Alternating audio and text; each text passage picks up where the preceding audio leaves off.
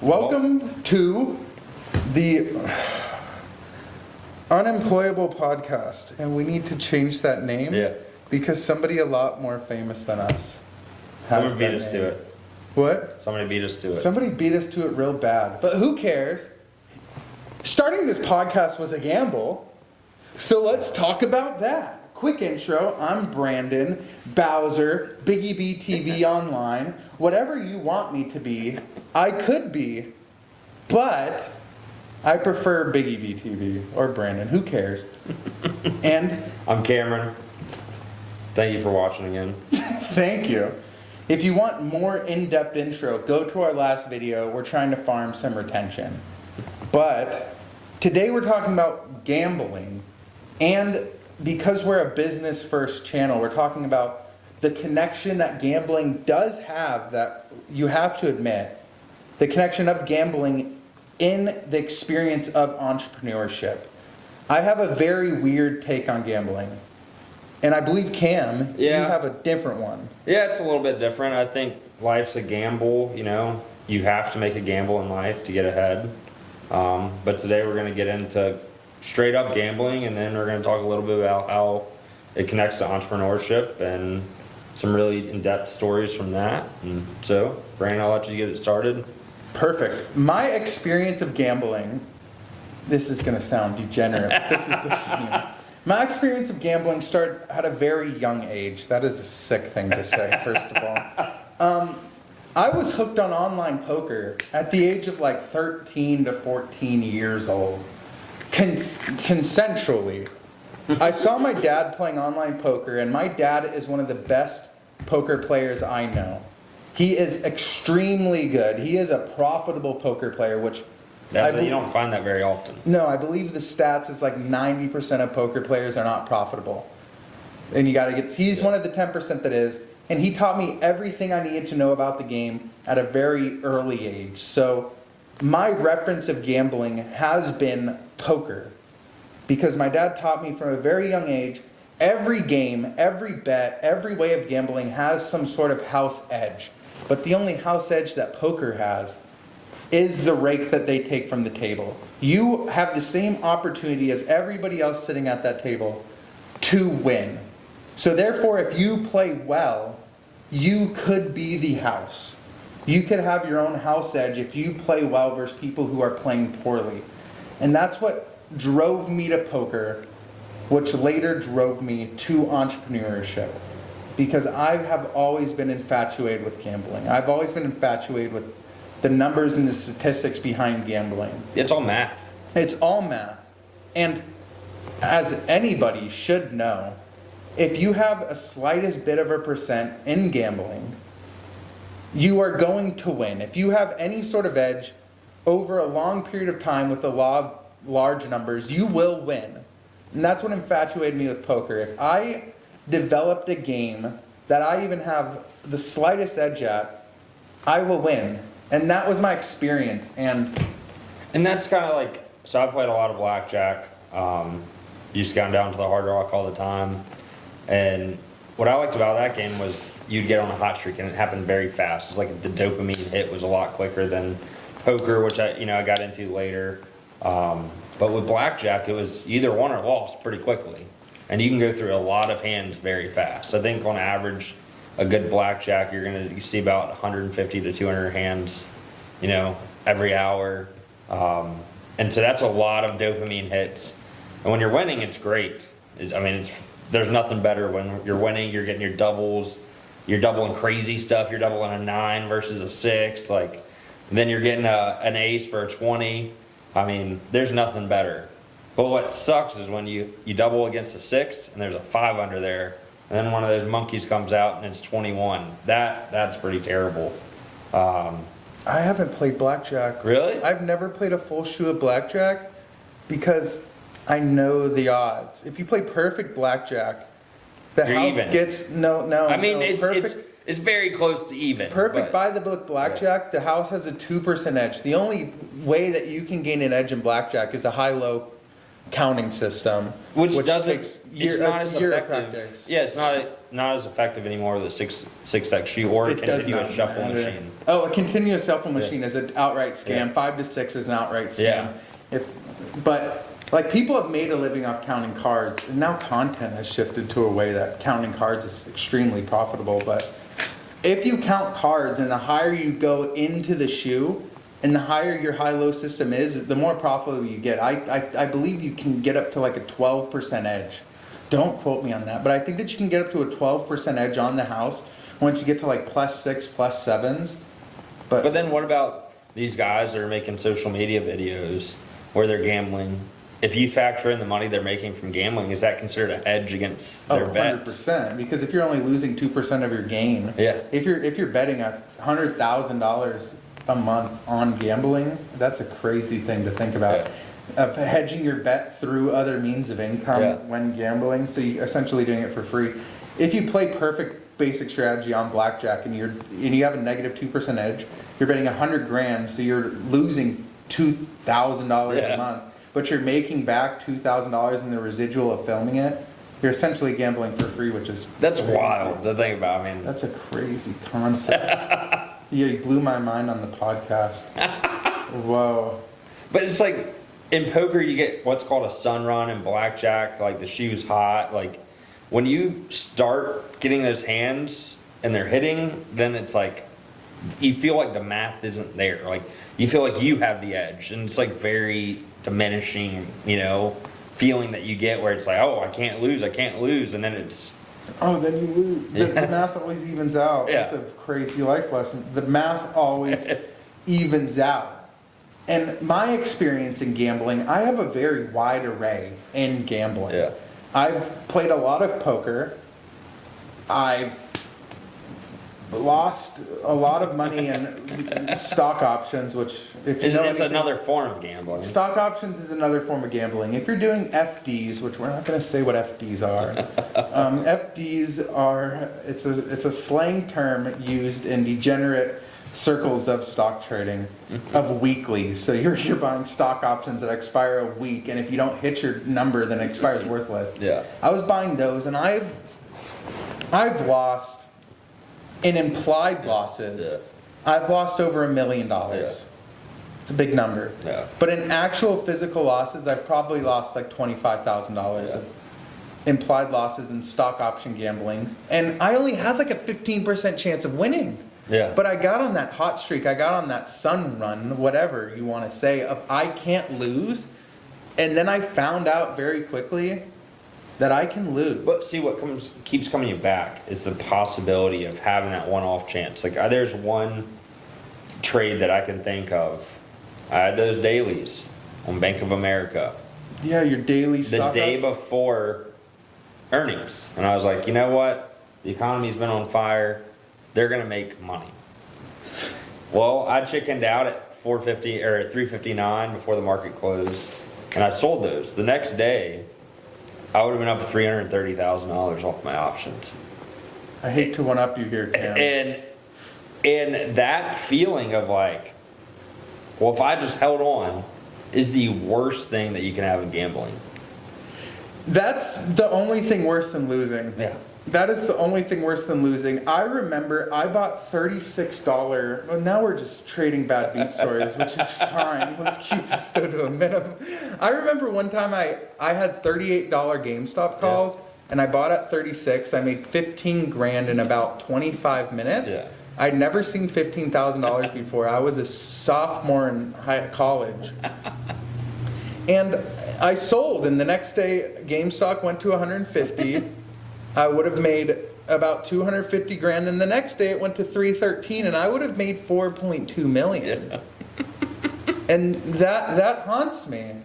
That makes me sad. But that's going into, like, my experience with gambling. I can sit here and tell you it's been good because I'm a profitable poker player. But Let me ask you this, Brandon. go for it. If you would have hit that for 4.2 million, Where would I have been? would you have lost that money back? Would you Yeah. have given that money back? Yeah, everybody has given that Yeah. money back. If It you happens. make quick money in gambling and in entrepreneurship, it goes back. There's no such thing as quick money No. unless you've had the money before. No. I think the only way that you can sustain and hold on to quick money is if you've made quick money before and lost it all. Oh, absolutely. I think that's the only way, because I was 19 at the time. Me as a 19-year-old dude, I couldn't tie my shoes. I had to reference the freckle on my left hand to know what my left and right was at the age of 19. Am I over-exaggerating a little bit? But I was stupid. If you gave that 19-year-old $4.2 million, I'd be on the streets. I'd be on the streets of Miami begging for money. Or I'd be some sort of dopamine sick degenerate. Yeah. If you gave me that money. So is it a blessing or a curse? Thinking back, hindsight's 20/20, it's a blessing. But we covered a little in that in the last podcast of like the hitting it quick and then like going broke. Like you just, I mean, it's the only way you get respect. Like, and if you think about it, who is left at the casino? When you look at casino, there's nobody that goes there and never leaves. So if you go to the casino, somebody, you always have to leave. The house is the only one that wins at the end of the day. Oh, yeah. And they're building casinos bigger and bigger. So for somebody to go there and think, oh, you're going to be the person that bankrupts this place. No. It's just not going to happen. It's never happened. Yeah. It's never happened, but. And so I think what we're trying to make is a connection between gambling and entrepreneurship. Like when you first start out in entrepreneurship, it's like walking into the casino. Like you're kind of delusional. Like, you know, I'm going to turn this $100 into $5.6 million and I'm going to cause the casino to shut down. Realistically, you have to have that attitude going into it where you're kind of delusional about the outcome that's going to happen. I think you're absolutely right that you have to be delusional about the outcome when it comes to winning. Yeah. You have to be delusional when it comes to winning, but we also have to draw the conclusion or the connection between gambling and entrepreneurship. Are they the same thing at their core?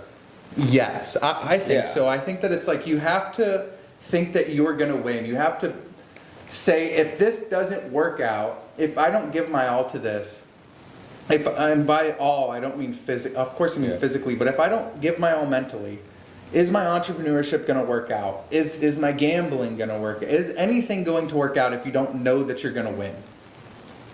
Most often than not, no. If you have that attitude going in, like, this is going to fail, I'm going to lose this money, it's probably best that you don't do it. You have to have that, like, kind of,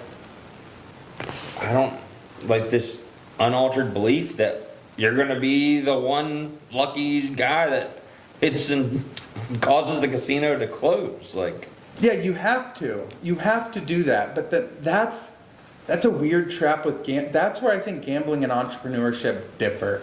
At the end of the day, when you are gambling at a casino, the casino has a set edge. And it's different with all games. And we'll get into that more later, of the average of it and how we relate that to entrepreneurship. But the casino has a set edge and you're never winning.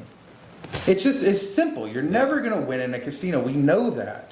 But you can win in entrepreneurship. Brandon's talking about over your lifetime of gambling, statistically is improbable that you're going to be profitable. Impossible.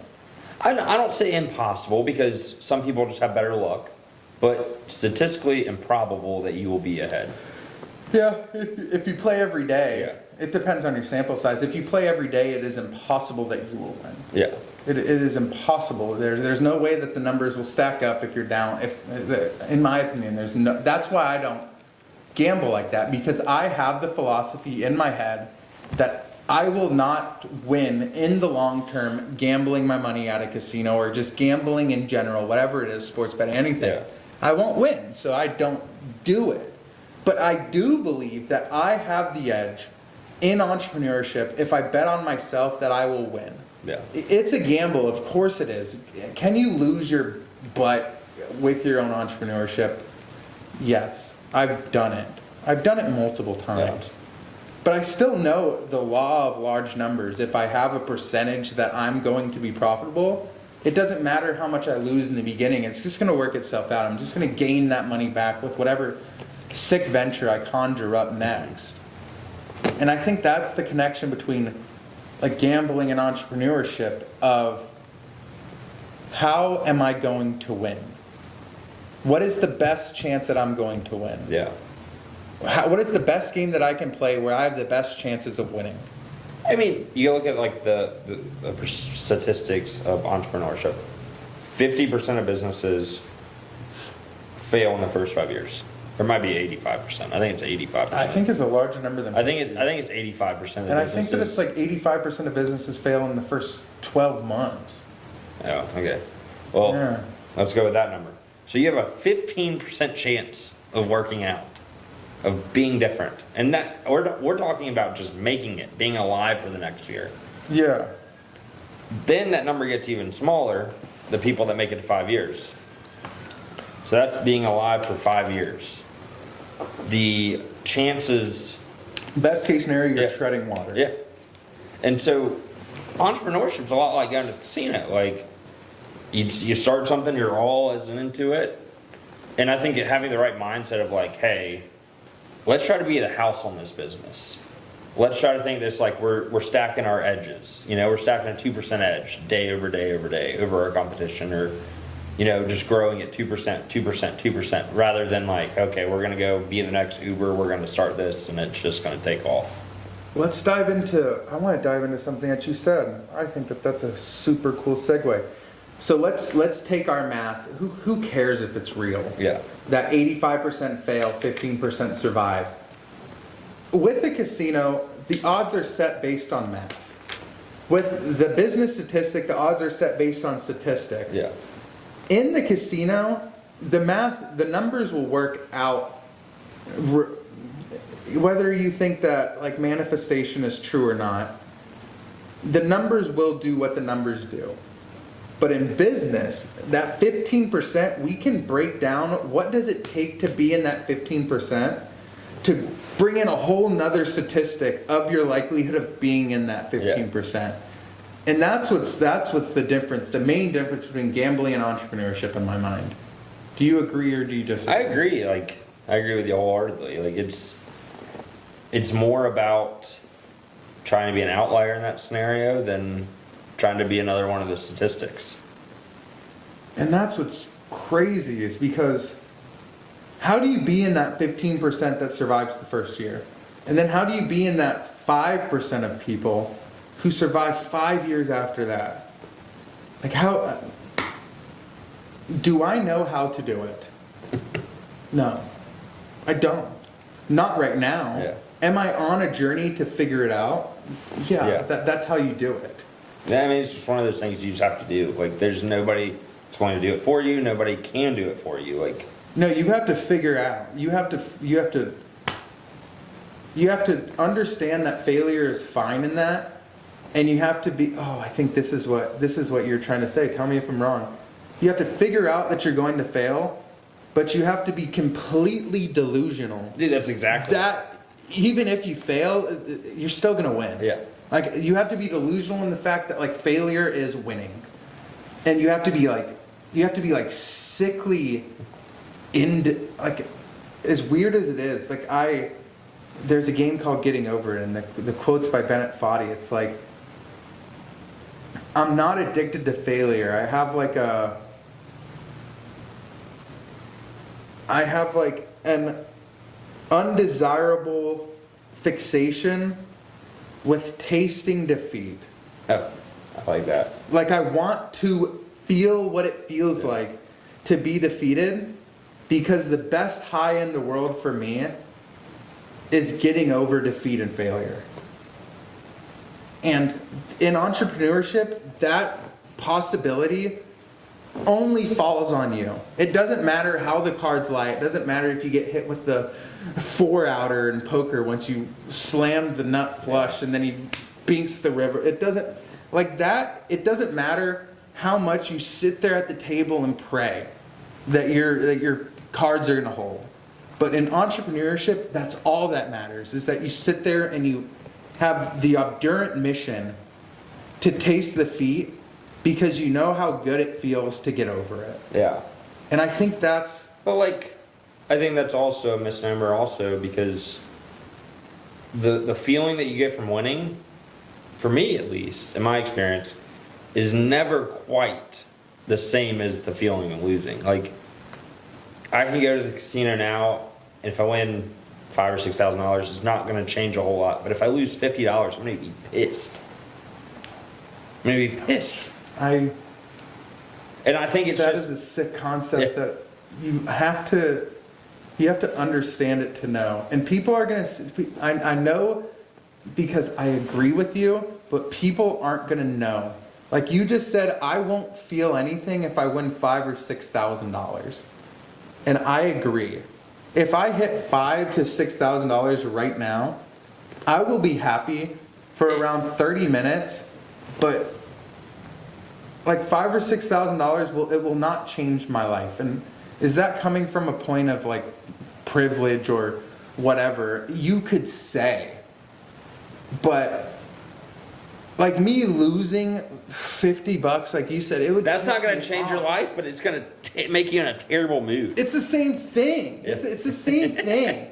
And like, it makes me upset. I'm making up my own perception of what I assume that other people will think, which is it's silly.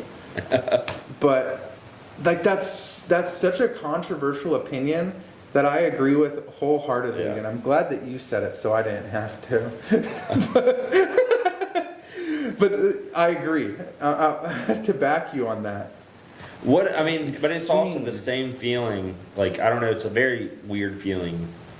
Like when you have 20 in blackjack and the dealer has a 6. You're like, okay, well, this hand's won.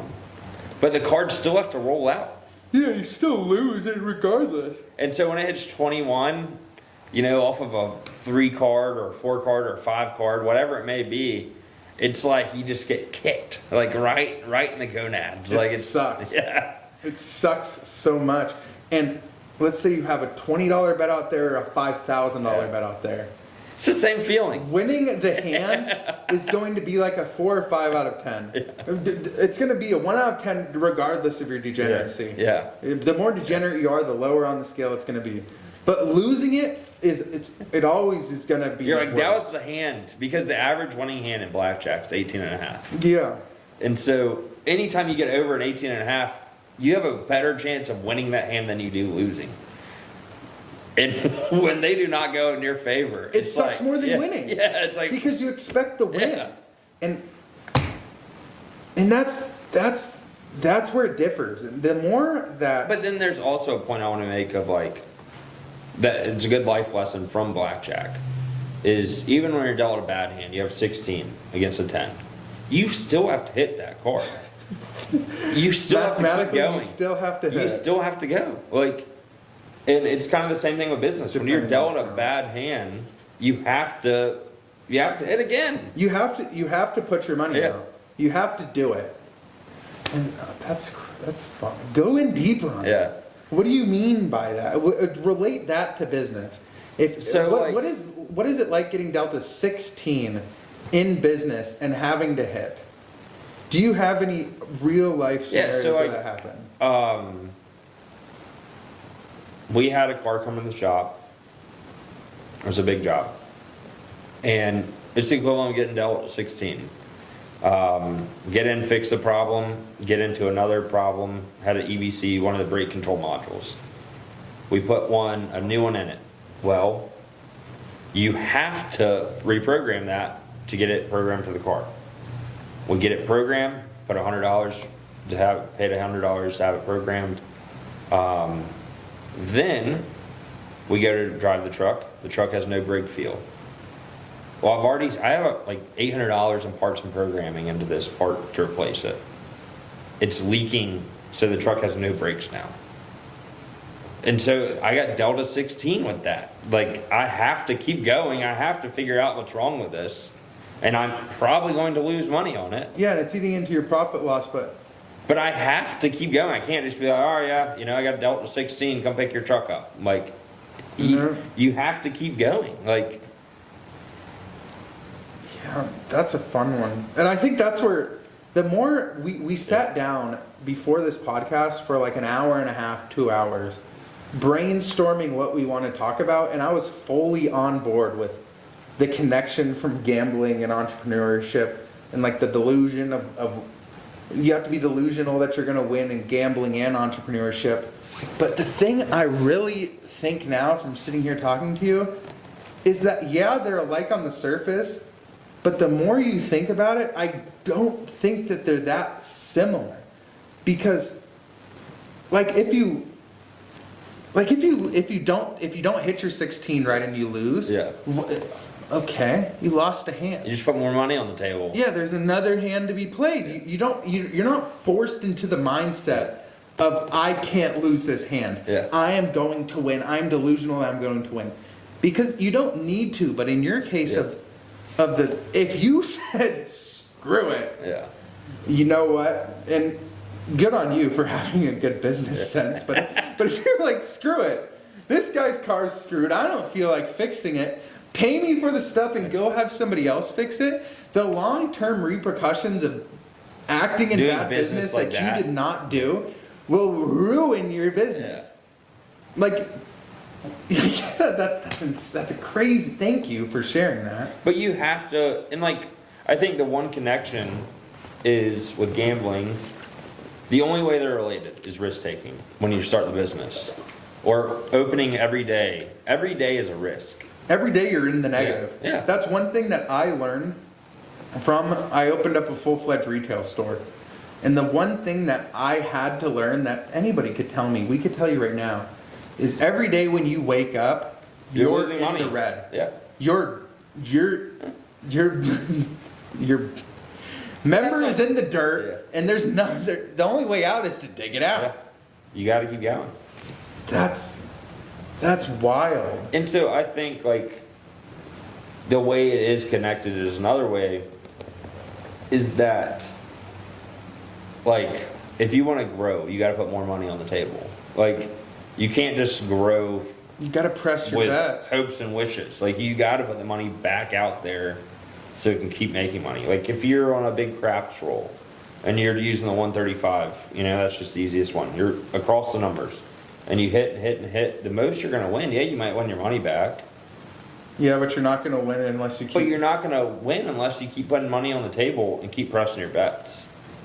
That's a crazy. I understand. And so, like, the only way. That's the only way that you're going to win. You can only win what you put out. Yeah. Oh my gosh, there's the connection that we're searching for. And so, like. You can only win what you put out. And so, if you're not willing to put anything on the table, odds are you're going to end up walking away with less money than you started. But if you keep pressing the smart areas, picking your spots like you would on a poker table, like, if you played aces the same way you played seven deuce, you're not going to be a profitable poker player. But picking the right spots and investing in the right areas in your business will allow you to be a profitable poker player, profitable entrepreneur. That's a crazy connection. That's the craziest connection. That's insane. I think you're absolutely right. And I didn't make I didn't make that connection. When I sit and play poker, the only way that I play poker profitably, and I've played over 1 million hands of poker, is that you have to change your game depending on the spot and the opportunities that come to you. That's why I like poker, because poker, you're in control.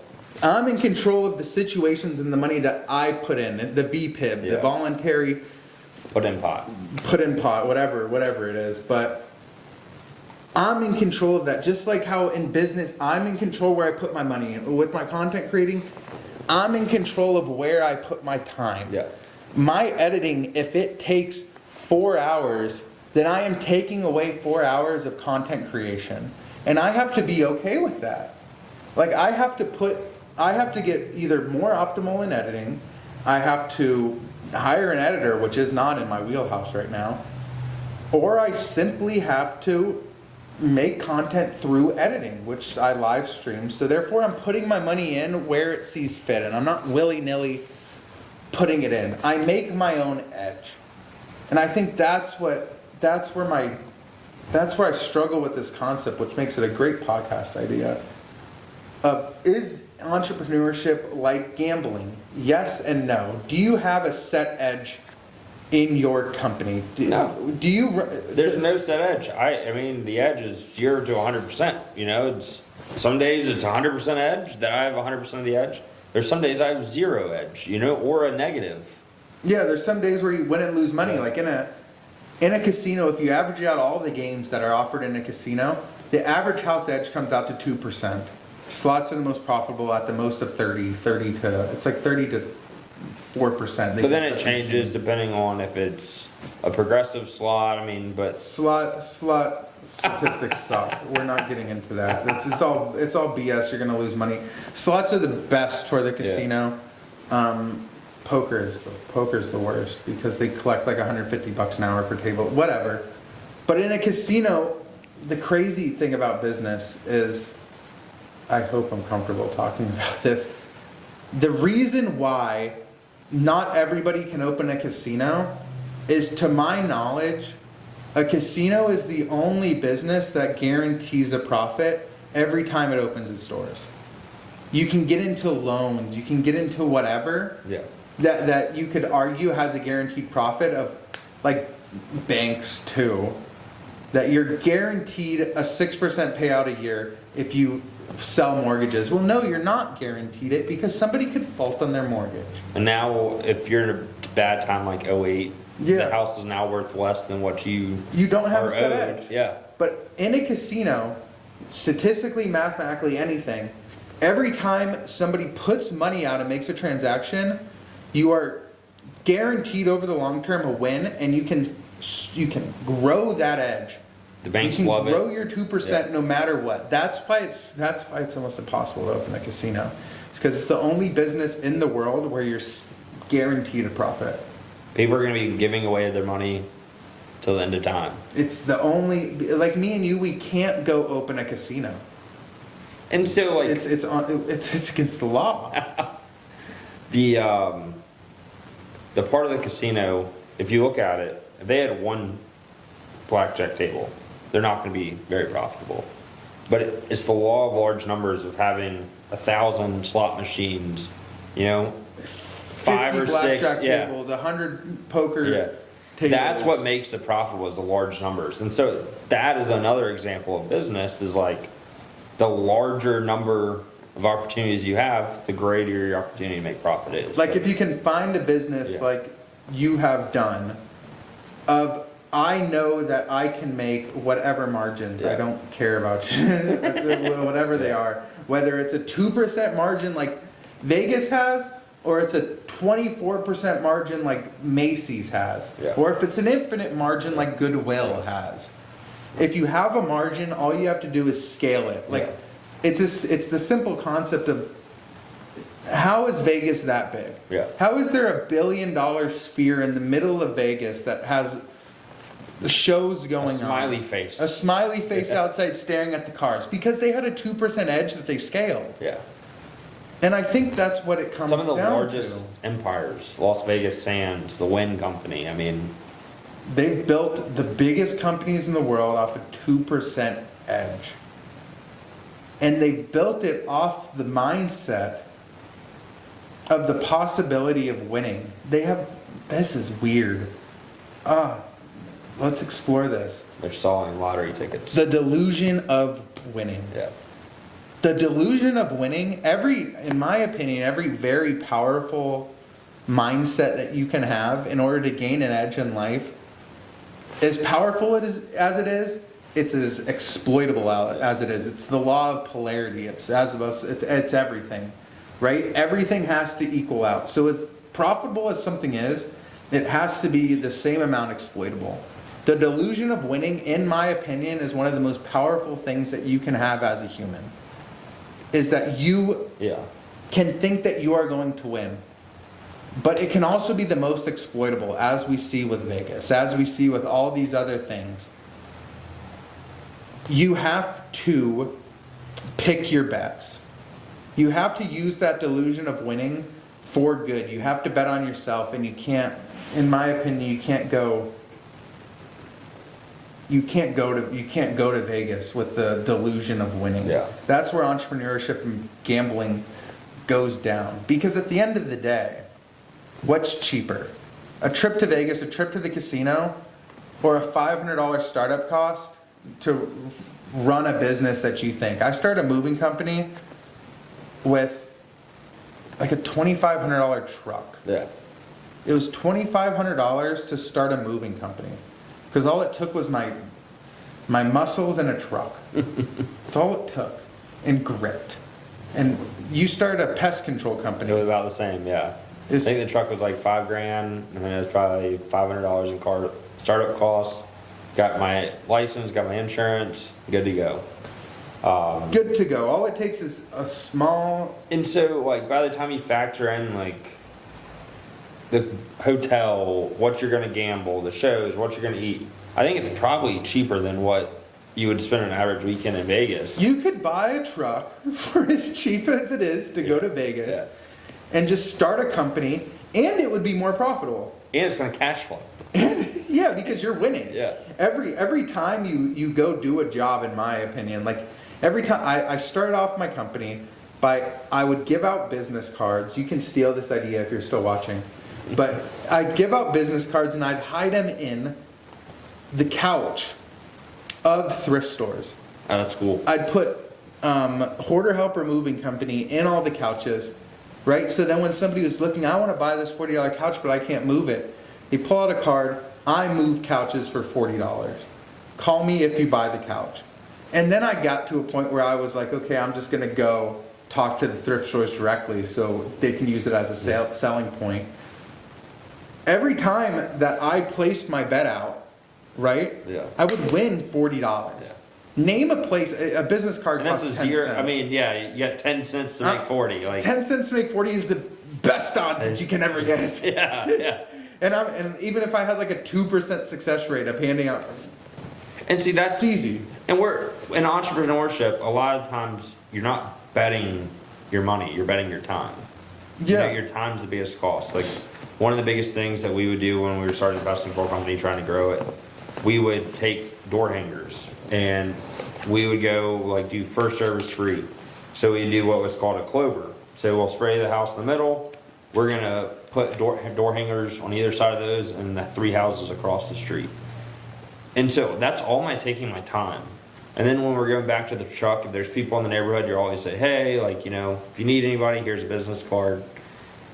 And the capture rate on that was probably 5 to 7% of every contact that you made was going to sign up for service. Yeah, but you're hedging your bet by doing it correctly. Yeah. Like talking to people has a way, talking to people and word of mouth has like a 15 to 20% success rate compared to door hangers that have like a 2% to 1.5%. That's something else I want to talk about in a future episode is like how different scaling works at different levels in a company.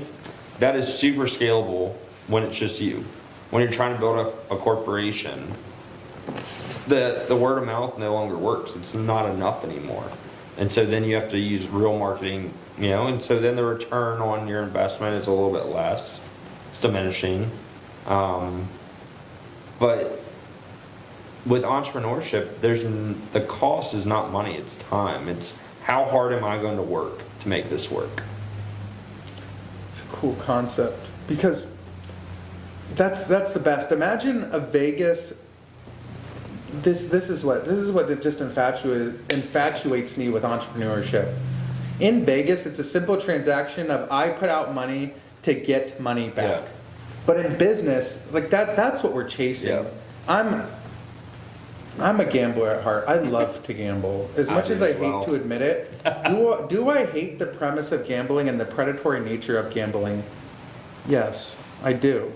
But that doesn't diminish the fact of my human instinct to be like, I like to gamble. I like the numbers. Like it doesn't. But in entrepreneurship, I don't have to put out my hard-earned money in order to get the same rush and the same high as gambling. Every time I do daily videos. Yeah. Because honestly, we can be real with each other. Do I like bringing a camera around with me all day, every day, and recording personal events for content? A little bit. A little bit. But would I do it? Would I do it if I don't know. Do you know what I mean? Yeah. No. But the risk reward factor of that is so much higher because I know every time I click upload, there is a possibility that I will win. Yeah, it's not a set edge. You know, you don't have a set return. One video could go crazy viral. And that's and it can worth make you all the hard work I've done. $250,000, $300,000 It from would, one video. it would give me a career. Yeah.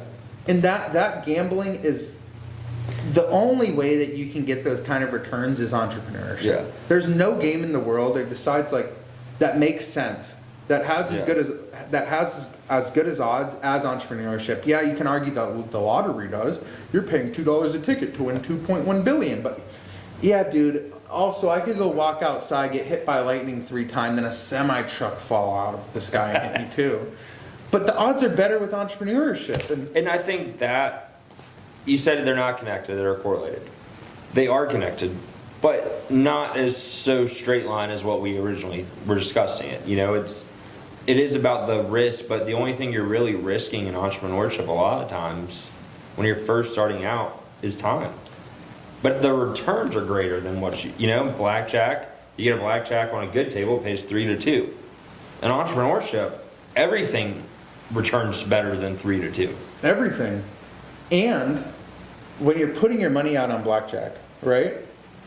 You're not gaining anything, No. right? You can it's legal. You can bring a laminated piece of paper of the optimal way to play blackjack And it'll sit right there next to a you. casino and you can sit right there and play it, right? You're not gaining any knowledge from that one. That's It's what like I Brad do. Owens, the GTO shirt that he wears. Yeah, of like this is your range Yeah. in the button. Yeah. Like you don't gain anything from you gain the knowledge of before you can gain the same knowledge playing Battleship. Yeah. But in entrepreneurship, every time you put your bet out, first you have the implied value of winning an insane amount of money or opportunity, Yeah. whatever. Every time that you go knock on somebody's door, you're putting your bet out. But you're also gaining knowledge of how do I make this sale? How do I do this? How do I become a better business owner? If I fail, I can learn from it. If you lose a bet in blackjack and you played the optimal strategy, you don't win anything. No. You don't learn anything new besides, oh, this game is a little bit stupid. Right? That's what you learn. And it's just so weird. Because the more I talk about it, the more I think, okay, the correlations between gambling and entrepreneurship are there. But really, and this is what I've learned over the years. I only play poker now because I have broken down the numbers of every game to realize that they're kind of silly. They're kind of stupid. It's a dumb person's game. If you look at it as entertainment value rather than, hey, I'm trying to make $1 million off my $100. It's great entertainment value, but that's where it stops. Yeah, I see the side of that argument, but then it just wraps up into the thing that we talked about 30 minutes ago of if I win $5,000, I am a 5 out of 10 happy. Yeah. Relative. On a grandiose scale, I'm a 5 out of 10 happy. And I think anybody else can agree. Winning $5,000 or like securing a great business deal, which one's better? But if I lose $5,000, I am a 10 out of 10 pissed off. Yeah. I am the same amount of pissed off if I lose $10,000 of if I just got T-boned after some dude ran a red light. It doesn't matter what car I'm driving. Yeah. I could be driving a Ford Taurus, and if I get T-boned, I'm pissed. And if I lose $10,000, I'm pissed. So, like, really, the entertainment value for me, and please, I would love to hear your opinion. Yeah. The entertainment value for me is minimal. Because I'm walking away Yeah. There's a 98% chance I'm walking away pissed. Yeah. And there's a 98% chance that I'm walking away a bit better until I go to bed and wake up and then not care about the cash that's sitting there. No, I would agree with that. I think I've never played craps, so I watched a bunch of videos of craps. That looks fun. But I like poker because it's more about the winning aspect of it than the money that you make. And so it's, I want to But put you it's- in bad position. all right. That's why I play. That's why I play. Yeah, poker. okay, yeah. It's like I want to put you in a position where you have a 30% chance of winning and me in a 70% chance of winning. It's more about human to human versus like making more money. Like, Yeah, if you take what I said out of content, do not clip that, because now that I'm thinking back on it, that sounded weird. But that's why I play poker, is because I'm some just a sick dude who's like with Tony G, one of the best poker players ever. It's like, I am so good that I made you play so bad. bad, yeah. You loser. That's why I play poker, is because I have some sort of sick thing in my mind of like, I put myself in a good position, you put yourself in a bad position. Now you have to sit there for 5 seconds and sit with it. Poker is a super interesting game though. Like it's, when I first started playing, you make the donkey calls, and you end up hitting, and you see like people just get like physically mad about like, oh, you donkey, like why'd you make that call? You're calling now with 9-3 suited, and like you're calling me all the way down. It's like, yeah, It's suited. yeah, but it's suited. It's like the more you play that game, the more you realize like, You want that. yeah, you're like, holy crap, that guy's an idiot. Yeah, like, you let and him he win. might have won that one time, but the math says that he's going to lose more than he wins playing You need that to way. feed the fish to keep him alive, man. And so you see, like, I'll see other people play poker on like apps and stuff, and it's like, what? As soon as you see somebody playing poorly, it's like game one. I'm going to take this guy for everything he's got. I'll lose to a Yeah. fish 2 or 3 times to beat him 10 times. Yeah, absolutely. I'll lose to a fish to keep him coming back. Absolutely. Just so I can drain them. Yeah. That's like what the best poker players in the world do. Like Phil Ivey, Yeah. all of these poker players. I don't mean to name drop anybody. All of the poker players in the world made their money off of slowly feeding fish while slowly taking away their water supply. Yeah. Well, by just trading a Just little bit waiting of on food that for one oxygen. spot. And just taking them all for its worth. And they were the house. Yeah. They made an edge. And that's what's so fun. Gambling is so fun. You talked about craps. I can contradict myself here because I don't care if I do. Some of the best stories I have of my gambling experience is playing craps. Like, I went to Vegas with my fiance when I turned 21. I used to live in Arizona. It was about a 4-hour drive, which is minimal. And I wanted Yeezys because I like the song called From the D to the A by T Grizzy. While I'm wearing a blue corporate outfit, I'm saying that I like T Grizzy. Holy. Shout out T Grizzy. I can say his name right. T Grizzly. T Grizzly. I like your song, bro. but this line of like shooting craps in my Yeezys was just like, and I was like, dude, I need some Yeezys. I need to play some craps, and I won $240 on a slot machine that I put 50 cents into, and I went and bought Yeezys, went and played some craps, right? And I had the best time playing craps. I won like a number under $4,000. I don't know. I was too drunk. But I won a lot of money, and that was one of the best times I've ever had playing craps. But if I were to think about it, was the money the good time, or was the experience the good time? It's the experience. That's what's fun. Gambling does give you a very intricate experience, which you can't simulate through entrepreneurship, as crazy as that sounds. I think- I've never experienced the quick wins because what you said in blackjack, right? You can win or lose however much money in the span of 10 Yeah, minutes. you know if it's a win or a loss instantly.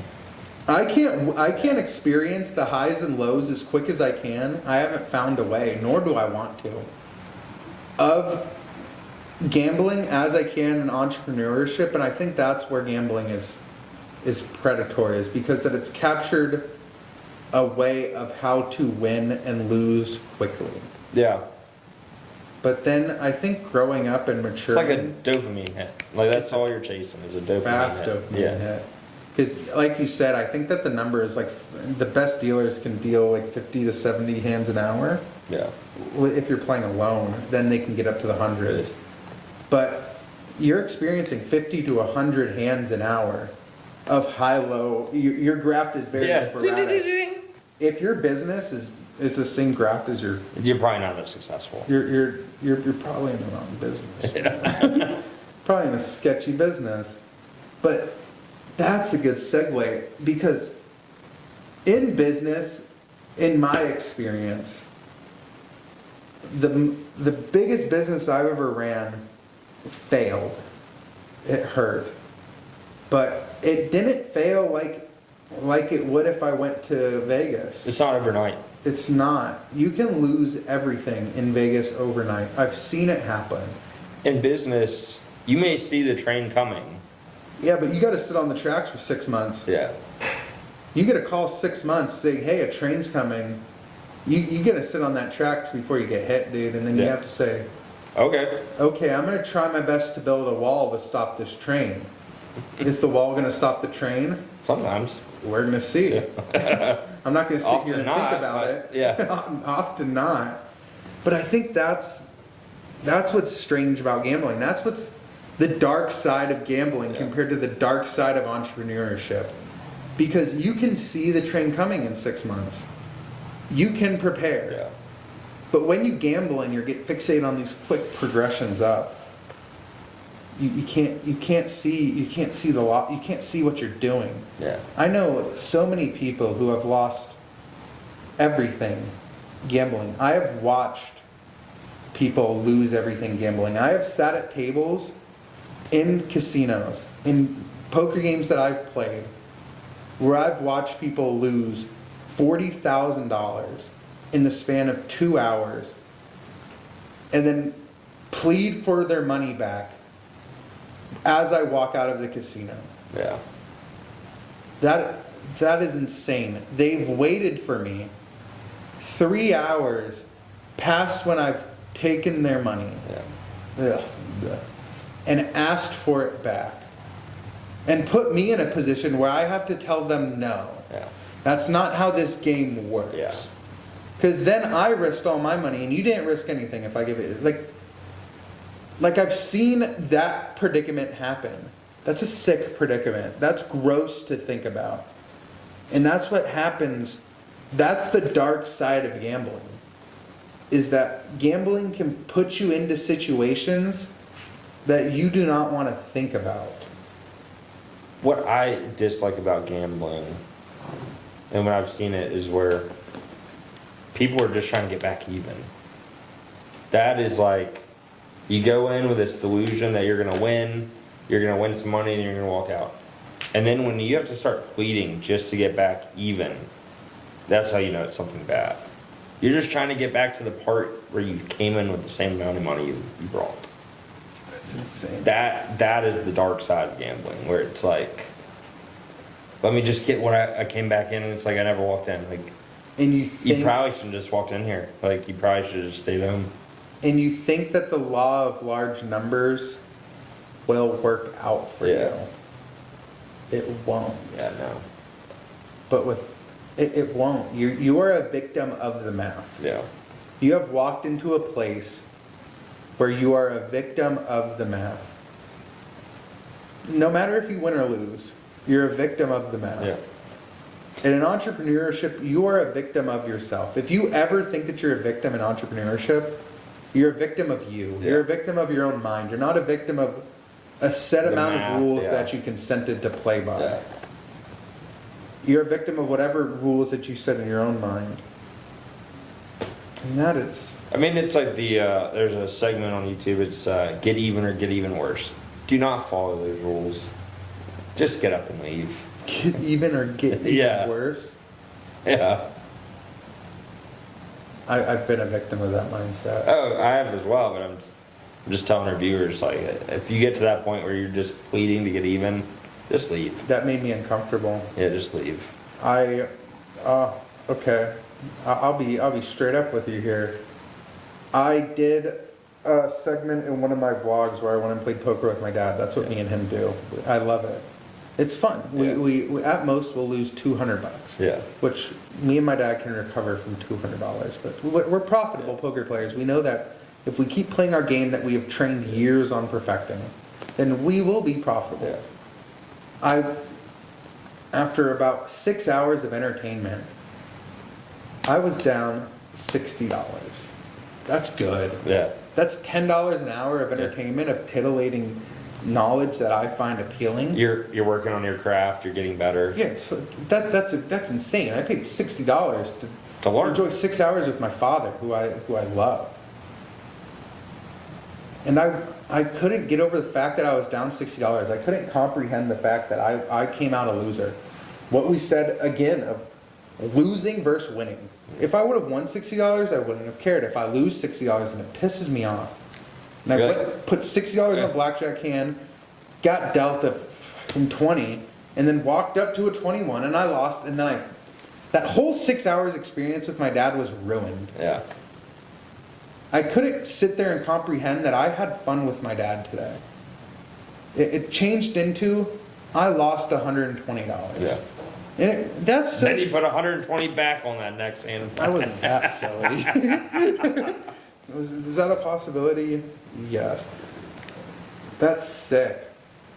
Well, it's like while martingale doesn't work.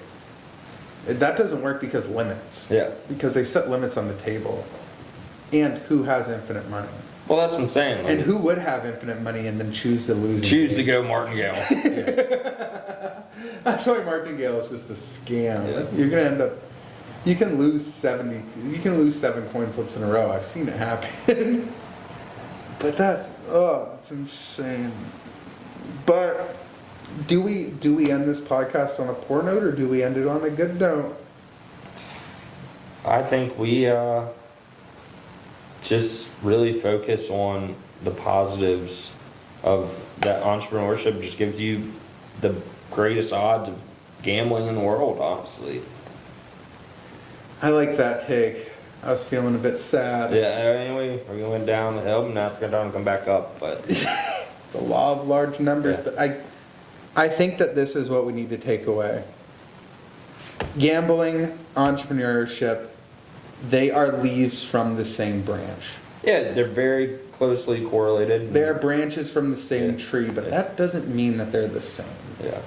I think entrepreneurship is the best way of of scratching the gambler itch Absolutely. that a lot of people have. I think that it is. I agree with you.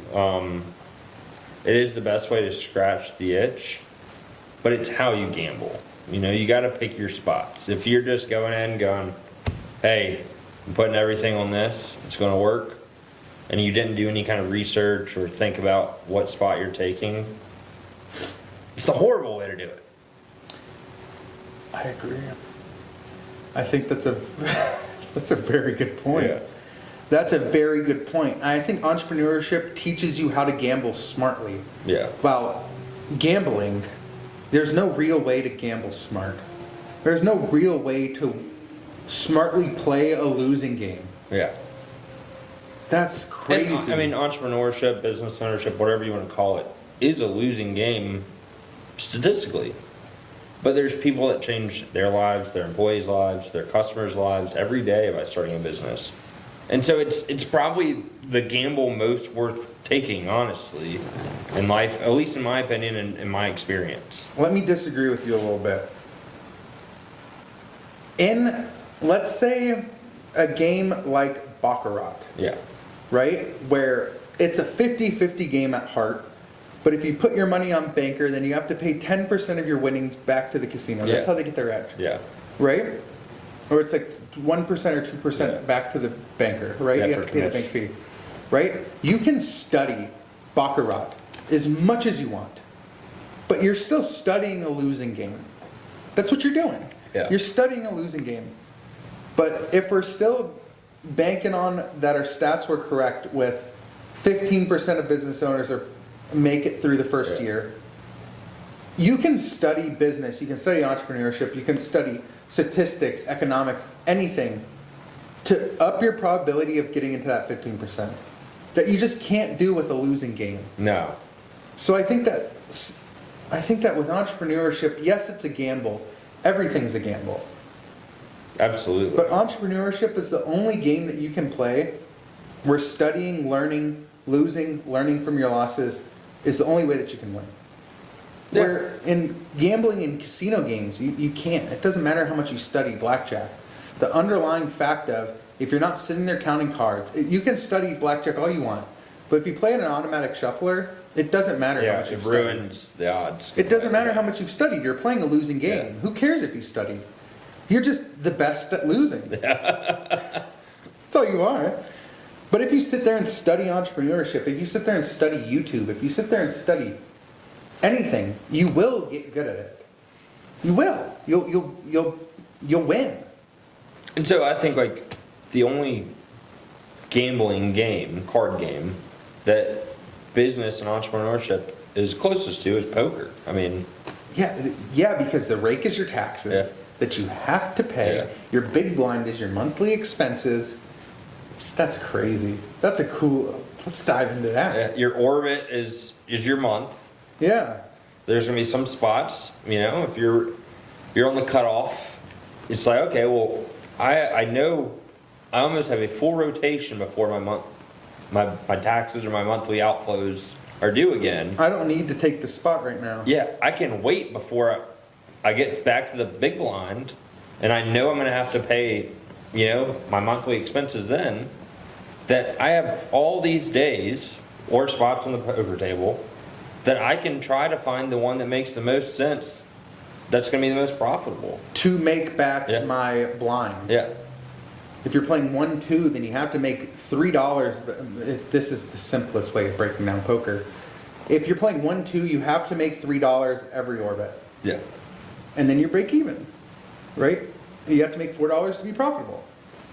Then you break even. That's like poker 101. That's kind of mind blowing to think about. Like, it's a poker table is a month of being in business. Yeah, and the only way that you're profitable is if you sit there and you study poker and you study spots, you study days that you're the most profitable, and you work your butt off on those days and you hope that you get lucky on those days. What's crazy, because let's use this metaphor for example. The most profitable spot on a poker table is the button. It is. You're the last act. Mm-hmm. Which You is have all the information. What's crazy is this is after all your monthly expenses have been paid. You have the most opportunity at that point to make a profit. Because you're not stressing about Yeah. anything. And you can widen your horizons. You can take more risk when you're on the button. You can take more risk once your expenses and your payroll is paid. Yeah, it's crazy. That's weird. Yeah. That's why I'm very attracted to poker, because if you can think about it however you want, and the more that you think about it, the more fun that it is. And see, these are the conversations that Brandon and I had that led us into wanting to do a podcast of like, when we start talking about something, we just keep going deeper and deeper into that conversation. It's like, holy cow, I haven't thought about it like that before. Like, Until you just hit something cool. Yeah. And that's just such a cool topic of like, in entrepreneurship and risk taking in anything, the only way that you get better is to sit there and do it. yeah, Would we have came to the conundrum of poker is like business? Yeah, anybody can come to that. But until we sit here and think about the structure of the game and correlate it to something that we both enjoy, we would have never got to it unless we took the conscious decision to make a podcast. Yeah. To do it. just sit down at the table. Yeah, and sit down with our money and put it out. This is how much I have. This is my starting bankroll for the business. I have $100,000 to start this business, which is a lot. Let's say, like I sit down at a table. I have $300 to start. I can survive 100 months if I sit here and do nothing. Yeah. I'm not in the business to survive. But you're eventually going to run out of money if you're just sitting there, not picking a spot, just Yeah, that's why poker's know, like life. You're gonna blind out. Paralysis by analysis, where you're just like waiting. And there's sometimes you're going to wait 10 orbits. Yeah, and then you make back your money. You're going to be down $30 on a 1-2 game, 10 orbits, waiting for a spot. But you get aces and other guys kings. Yeah, then you make back the 10 months that you spent sitting there. Yeah. Just the same as like if you get like a break job that comes in and you're like, this is a $2,500 break job. After I just got slaughtered doing oil changes for the last 2 months. Yeah. Like I've been doing oil changes to break even. Yeah. And then next thing that you know, since you're a patient doing oil changes, just breaking even, being patient, not taking jobs that you know are going to lose you money. Yeah. You get the job that makes it all up and makes you profitable for the last 10 months that you broke Yeah. even. That's how I think about poker. Yeah. That's how I think about business. Is like, all I need is to just sit there, pick my spots, be patient until I hit a good spot that makes all of my patience worth it. Yeah. And I am a firm believer that in life, in business, in poker, that if you're patient enough and you're consistent enough, that all of that hard work, because patience and consistency is the hardest work of all. Yeah. That's the hardest work in my life. Patience is something It's I think gonna pay off. everybody struggles. Yeah, and I think that the hardest part of struggling with patience and consistency is admitting that you struggle with Yeah. patience and consistency. I don't think that this is groundbreaking knowledge that I struggle with patience Yeah. and consistency. I don't think that this is the biggest epiphany that I've ever had in my Yeah. life. But admitting that you do is the first step of fixing it. Like I plan on doing with my YouTube channel, I'm going to be as disciplined and committed to like weight loss and mental health for 30 days. And I'm going to vlog it every 30 days. Let's be real. I think that that concept of vlogging it every 30 days is going to grow my channel. Doing daily vlogs, staying consistent for 30 days. Yeah. That's a great concept. Yeah. But you want to know what's going to get the most views? What? The montage of the whole 30 days. Oh, absolutely.